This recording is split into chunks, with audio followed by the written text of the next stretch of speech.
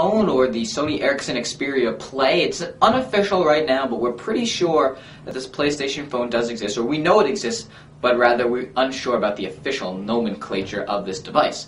So the specs have been leaked around the internet for a while now, and just a little compilation of what we've seen. Apparently this will have a 4-inch LCD display at 854 by 480 pixels, a 1 GHz single-core CPU, 512 megabytes of RAM, and to couple that pretty solid performance, it's also going to be running the latest version of Android 2.3 Gingerbread. So from the phone perspective and from an Android perspective, you'll be getting an extremely elegant and excellent experience when you're actually using the phone and the smartphone features.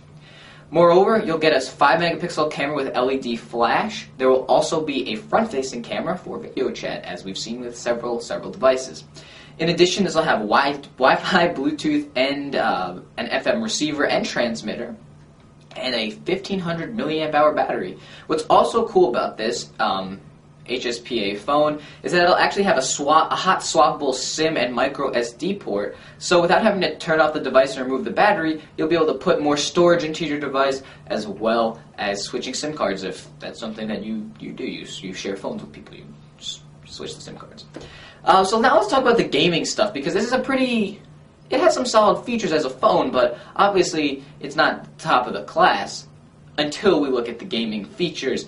It has a left and right trigger on the sides, PSP style, stereo speakers which actually sound quite well, but if you're the kind of person that likes higher quality audio, there's a headphone jack as well. It also, so it's a slider. When you slide up, that's where it reveals the gaming stuff. So there's a PlayStation style gamepad on the left, as well as your standard square, triangle, circle, and X buttons on the right. And what's actually also cool is that D-pad, up, down, left, right arrows, which is on the left, actually works inside of the Android operating system as well. So even though this is a full multi-touch touchscreen phone, if you prefer to click a button to move around the menu systems, you actually can do that as well, which is pretty cool. A lot of times that we don't see that with new touchscreen phones, but it actually is a very useful feature to have, because sometimes you can't use the screen. Maybe you're wearing gloves, let's say, so now you'll still be able to move around the screen with that D-pad. This is unique because it kills two birds with one stone, gaming and a phone. Now, Android game development really lags behind iOS, so maybe PlayStation gaming on an Android device can actually compete with the gaming experience we see on iOS devices.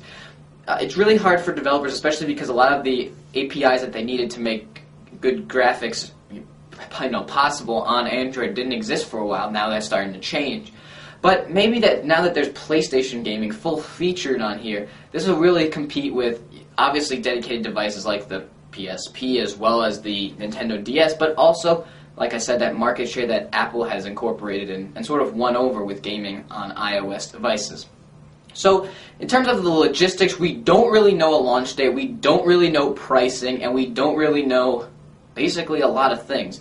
Obviously games will be downloaded from the internet. There's no UMD slot. Obviously, the PSP Go sort of eliminated that, so everything will be downloaded over the air, again, 3G or Wi-Fi. Probably it's going to require Wi-Fi for game downloads, because that just makes sense, especially with, as a user, you don't want to use 3G, because unlimited plans are sort of going bye-bye, and now you're having tiered and capped plans, so downloading over Wi-Fi probably is your best choice. But we don't really know a lot of the logistics. I'm predicting a Mobile World Conference, MWC launch. That's around February 14th-ish, or rather announcement. This is not actually going to launch a Mobile World Conference. I can pretty much guarantee you that, or that's just how I feel inside.